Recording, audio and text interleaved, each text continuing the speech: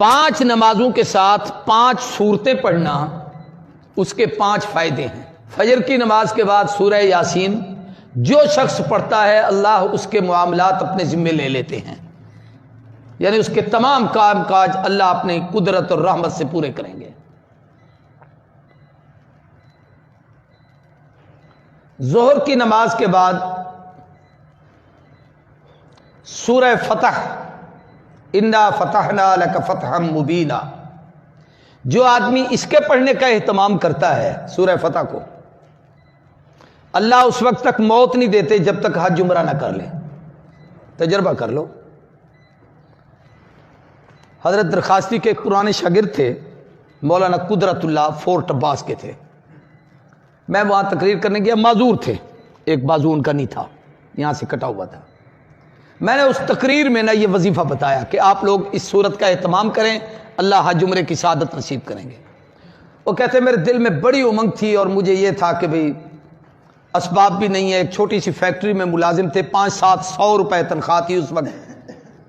تو کہتے میں نے توکل کے ساتھ اس سورت کو پڑھنا شروع کر دیا، روزانہ ظہر کے بعد پڑھتا تھا۔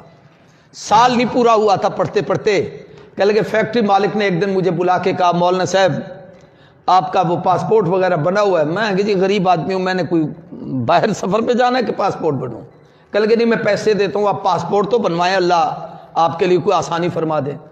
کہتے جی اس کے پیسوں سے میں نے پاسپورٹ بنوایا، اس نے مجھے پاسپورٹ لے کے جی ویزا لگوا دیا، خرچے بھی دیے، سفر خرچ بھی دیا، ٹکٹ بھی دیا، 10 روپے بھی میرے خرچ نہیں ہوئے، جیسے گیا تھا اسی طریقے سے سفر کر کے واپس آیا، بلکہ وہاں سے اللہ نے جو نعمتیں دی وہ بھی ساتھ لے کے آیا۔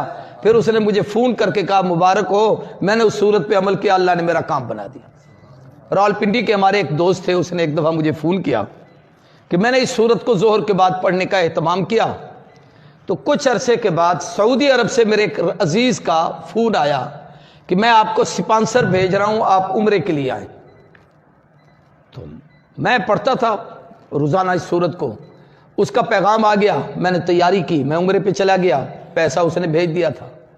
اس نے کہا میں نے خواب دیکھا کہ مجھے کوئی آدمی کہہ رہا ہے یار وہ تمہارا عزیز رشتہ دار ہے، غریب ہے، اس کی تمنا ہے، اللہ نے تجھے توفیق دی ہے تو اس کو عمرہ نہیں کراتا۔ اب وہ کوئی بزرگ مجھے کہہ رہا ہے، میں نہیں سمجھا وہ کون تھے، یہ اس نے وضاحت بھی نہیں کی۔ تو کہنے لگے اس نے وہ اسپانسر بھیج دیا، میں عمرہ کر کے آ گیا۔ یہ تجربات ہوتے ہیں، تو اگر اعتماد سے آدمی کرے تو فائدہ ہوتا ہے۔ عصر کی نماز کے بعد سورہ نبا، عما یتساءلون پارے کی پہلی سورت۔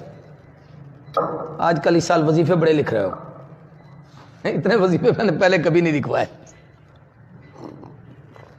ہے دین پورے دی برکت، ورنہ انہیں کو میں تو نہ لکھویں نا۔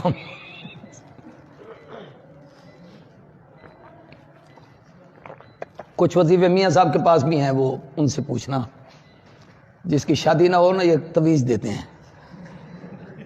دین پور میں ایک جمعرات ہوتی ہے، اس کو کہتے ہیں چھڑیں دی جمعرات، چھڑے سمجھتے ہو اکیلے جو ہوتے ہیں۔ اس رات اتنے لوگ جمع ہوتے ہیں جس کی حد نہیں، صبح کو لائن لگی ہوتی ہے، سب کو میاں صاحب نام پوچھ کے تویز لکھتے جاتے ہیں، دیتے جاتے ہیں، کام ہو جاتے ہیں۔ تویز کی تو پتہ نہیں اجازت دینا دیں میاں صاحب آپ کو، لیکن وہ یہ ہے کہ تویز لکھ دیں گے آپ کی شادیاں ہو جائیں گی جن کی نہیں ہوئی۔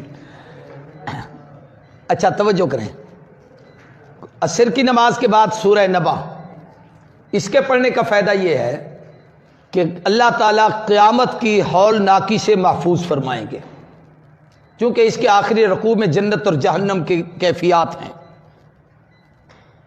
اور شروع میں اللہ کی توحید ہے ساری۔ مغرب کے بعد سورہ واقعہ رزق کی برکت کے لیے، عشاء کے بعد سورہ ملک قبر سے، عذاب قبر سے نجات کے لیے۔